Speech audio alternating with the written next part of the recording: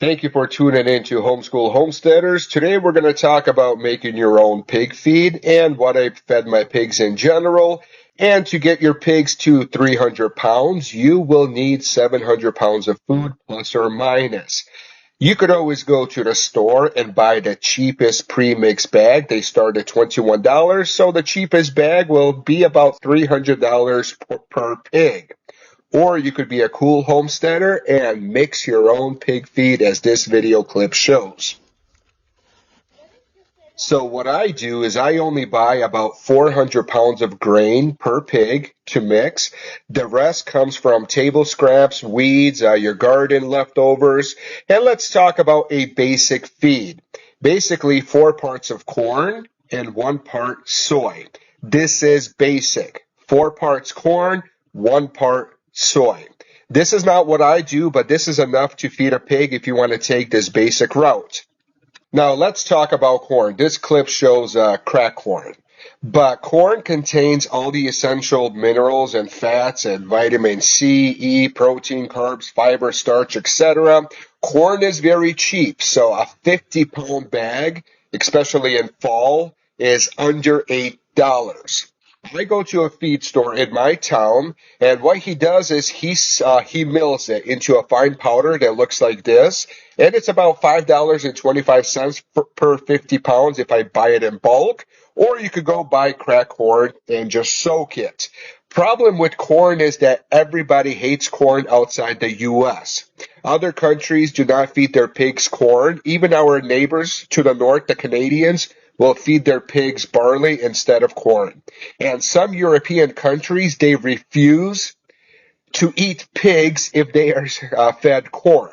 So what we're going to do is we are going to limit our corn mixture. This mixture will cost you anywhere from $150 to $200 and enough to feed 1 pig. So what we're going to do is we're going to take 1 corn, remove it, and replace it with sunflowers. So now we got sunflowers instead of corn. Next thing, we're going to take 1 part corn. We will remove it, and let's replace it with whole oats. We're going to replace corn with red wheat. So you see how we are limiting our corn. Then we're going to replace corn with peanuts. So 1 part peanuts. And you could buy bags of peanuts. And down south, they're cheaper than up here in Minnesota. And we are slowly limiting our reliance on corn. Take 1 part corn, replace it with buckwheat. Buckwheat is something that, it's a grain that is very important in our culture. My wife and I are both Eastern European, she Ukrainian, I am from Belarus. And as you look at our chart, we have 3 parts corn. Lysine and methionine is a very important ingredient that helps promote meat. Buckwheat has it. And I like to boil my buckwheat. I don't serve it raw. This helps with the digestion. And you basically take cooked buckwheat and add to your garden scraps or table scraps, as this footage shows. I replace soybeans with black beans and garbanzo. Garbanzo and chickpeas are the same thing. Bought a 50-pound bag, and I bought a bag of black beans as well. You do have to soak them. You cannot give raw beans to your pigs. So soak them how you would soak to cook beans.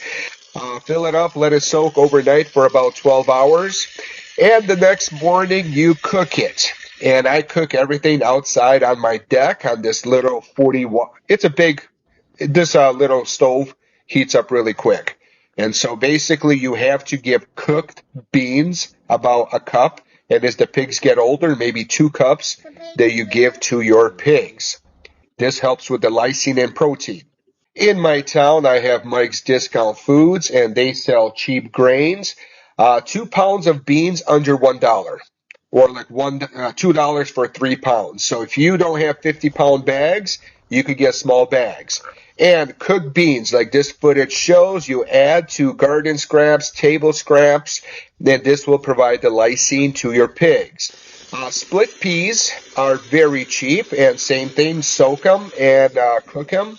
And I like to take my pig feed, soak them as well. And then what I do is once it's soaked, I let it soak maybe 2 days in the garage. And then we will add this to our pig feed. And I'll show you a DIY mixture. So we will take corn, whatever parts we need.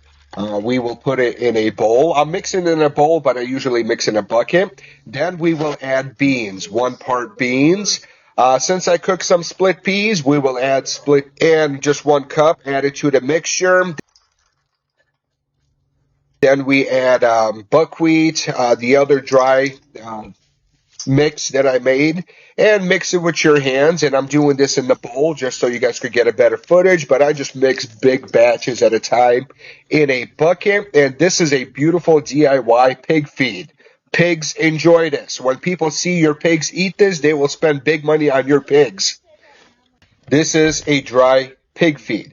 Once it gets cold, I no longer add the cooked beans to this dry mixture because they'll just freeze. So I'll have a separate container for the grains that I don't need to cook.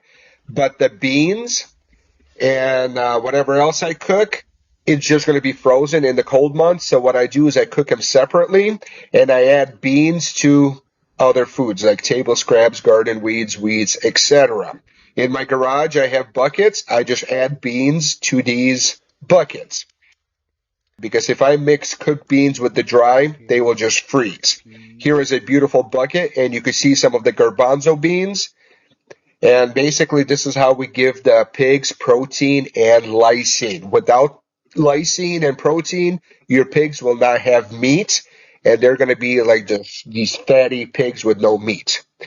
And a lot of homesteaders, unfortunately, raise their pigs that way. So always add beans to provide lysine and protein.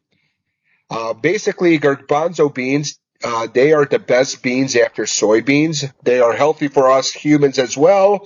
But like I said, you got to soak them and you got to cook them. So every weekend, cook a big batch of beans and then incorporate them into your pig feed.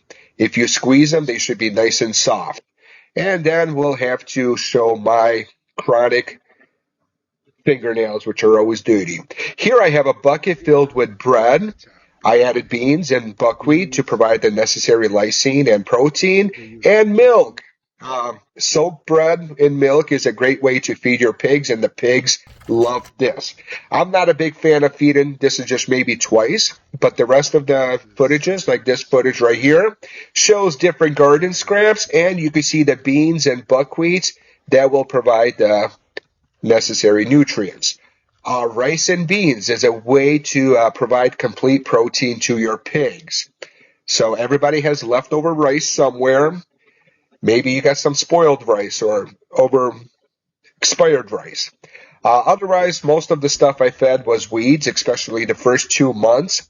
More than 80% of the pig's diet was highly nutritious weeds that I picked off my land.